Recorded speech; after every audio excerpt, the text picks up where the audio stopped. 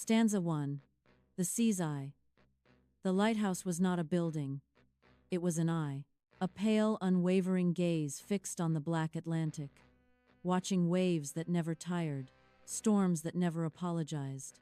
On the Flannan Isles, the wind spoke in old tongues, salt and stone and warning.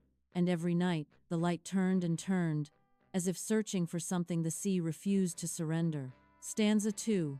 3 men and the routine. They were 3 keepers, 3 beating hearts, in a place that did not care for hearts. Their days were measured in oil and flame, in steps up narrow stairs, in logbooks filled with ordinary words. They drank their tea, they checked the lens, they listened to the weather. And yet, in the quiet between one duty and the next, something always lingered, a pressure in the air, like a hand resting on the back of your neck. Stanza 3. The storm that wasn't there. The sea changed its mood without warning. One moment, it was a dark mirror. The next, it was a mouth full of teeth. But the strangest storms are not the ones you can see. The strangest storms arrive without thunder, without rain. Only a feeling that the world has shifted slightly out of place. That night, the wind rose like a choir. It did not howl. It sang. Stanza 4. The last notes in the log. The logbook recorded the hours like footsteps fading into fog. Words that should have been simple began to feel heavy. A note about unease, a line about the wind, a pause that did not belong on paper. And then, nothing. No final entry, no farewell. Only a blank space where an ending should have been. Stanza V.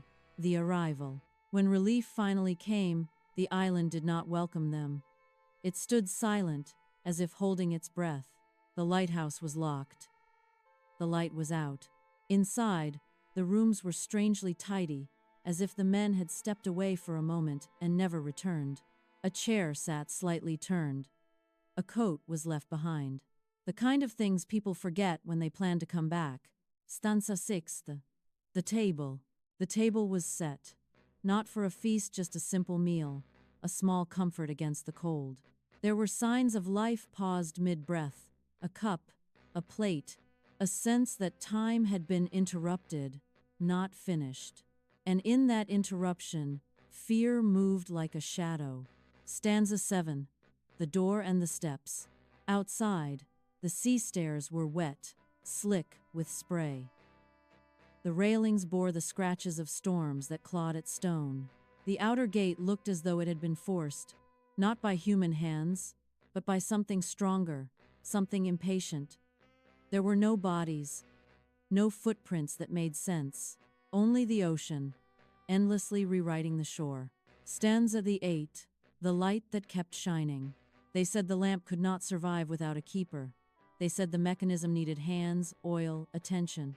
And yet, in the days after, sailors swore they saw a faint pulse on the horizon, a suggestion of light where there should have been nothing at all. Some claimed it was reflection, some claimed it was nerves.